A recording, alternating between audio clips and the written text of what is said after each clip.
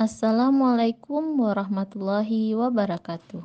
Saya Yesi Kurniati, CGP Angkatan 11 Kota Bukit Tinggi dari SMA Negeri 5 Bukit Tinggi, Provinsi Sumatera Barat. Pada kesempatan kali ini, saya akan memaparkan aksi nyata penerapan filosofi pemikiran Ki Hajar Dewantara Modul 1.1. Filosofi pendidikan menurut Ki Hajar Dewantara ini menyadarkan saya pentingnya memberikan pendidikan yang menuntun dan harus bisa memberikan teladan yang baik kepada murid. Selama mengikuti pendidikan guru penggerak pada modul 1.1, saya merasa saya banyak belajar tentang pemikiran Ki Hajar Dewantara yang berpihak pada murid. Sebelumnya, saya melakukan bimbingan dan konseling hanya satu arah. Seharusnya dua arah. Membantu murid mengenali dirinya secara mendalam. Memberi ruang kepada murid untuk mengeksplor kelebihan dan kekurangan dirinya. Ide dan gagasan yang timbul sepanjang proses perubahan adalah: pertama, mengubah metode bimbingan dan konseling baik klasikal maupun individual. Yang kedua, merubah pola pikir dari pembelajaran yang bersifat menuntut menjadi menuntun. Ketiga, merancang pemberian layanan yang interaktif dan menyenangkan. Keempat, menerapkan nilai-nilai mandiri, kreatif, dan inovatif.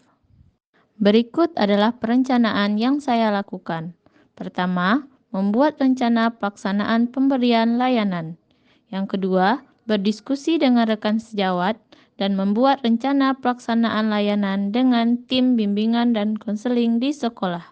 Pelaksanaan yang saya laksanakan, pertama yaitu memberikan apersepsi sebelum melakukan bimbingan klasikal di kelas.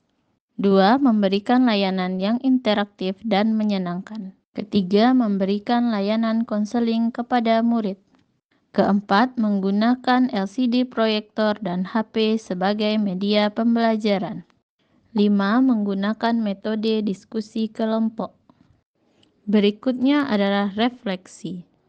Dalam pelaksanaan pembelajaran, masih timbul beberapa tantangan yang saya hadapi.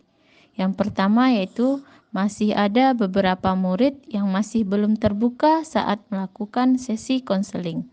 Yang kedua, masih ada murid yang malu mengungkapkan perasaan dan pendapatnya. Yang ketiga, beberapa murid masih kesulitan mengeksplor dirinya. Yang keempat, beberapa murid masih belum bisa mandiri dan bertanggung jawab. Berikut beberapa solusi untuk mengatasi tantangan yang saya hadapi.